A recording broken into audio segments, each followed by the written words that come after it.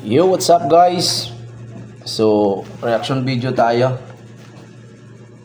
Crawford versus Canelo. Alright. Crawford versus Canelo. So, what do you think? Kung sino mananalo? Napakahirap na magtaas ni Crawford ng timbang. So may kanya na sa weight class. So napakahirap.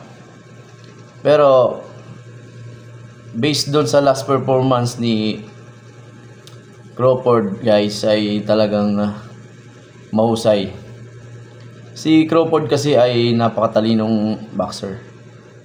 So although magaling si Crawford, si Canelo, mahirap kalabanin si Canelo at so napakalakas talaga din. Pero may chance si Crawford. Para sa akin, malaking chance na manalo si Crawford dahil si Crawford ay madaling makapag-adjust.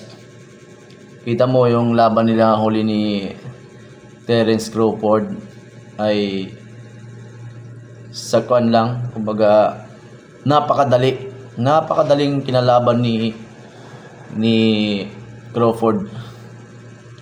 So pwedeng mangyari yon ngayon na sabi nga na iba easy to fight kay Canelo, pero para sa akin pwedeng mangyari na maging easy to fight ni Crawford. So para sa akin guys, Crawford ako. Crawford. Canelo versus Crawford. Crawford ako. Crawford. So let's see sa darating na laban ng dalawang mga magagaling na boksingero.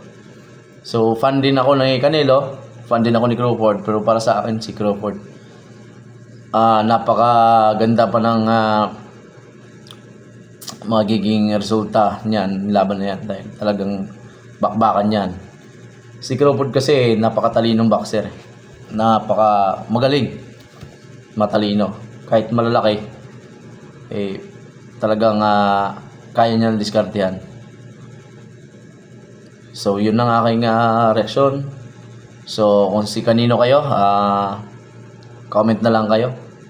So sabi nga kung kayo ay Canelo, ako ay Crawford. So pwede natin pag-usapan yan kung anong